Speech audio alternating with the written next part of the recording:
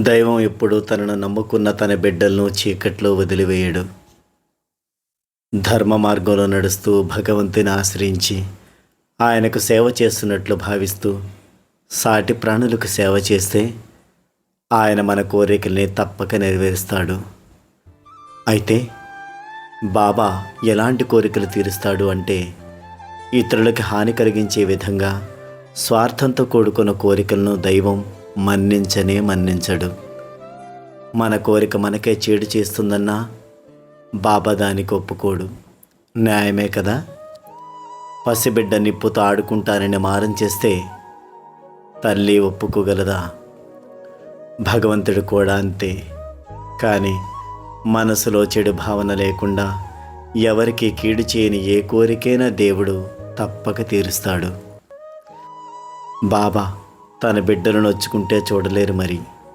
అంతేకాదు, మనం కోరుకున్నవే కాక ఇంకా మనకి ఏం కావాలో మనం అడగకుండానే మనకిస్తాడు. కోరికలు తీర్చమని ఆర్జించేదానికన్నా భక్తిని పెంచమని, ముక్తిని ప్రసాదించమని ప్రార్థించే వారికి బాబా కృప త్వరగా లభిస్తుంది. అందుకు మనం చేయవలసింది ఏమిటంటే, ముందు మనలోని చెడు భావనని తొలగించుకోవాలి. నిర్మలమైన మనసుతో బాబా సేవలో నిమగ్నమైతే మనం కోరినవే కాక కోరని మంచివెన్నో మనకు ప్రసాదిస్తారు. మనకేదైనా కోరిక తీరకపోతే అది మనకు మంచిది కాదు కాబట్టే ఆయన నెరవేర్చలేదని అర్థం చేసుకోవాలి. అడగకనే వరాలిచ్చే దైవం మన వెంట ఉన్నప్పుడు మనం ప్రత్యేకంగా అడగవలసిన అవసరం లేదు కదా. మంచి మార్గంలో నడిచే వారి కోరికలు బాబా తప్పక తీరుస్తాడు.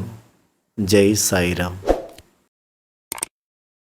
ध्यान दशा में तुझको पाकर भक्त तेरे खो गए, वचनामृत पाने को भक्त आतुर हो गए।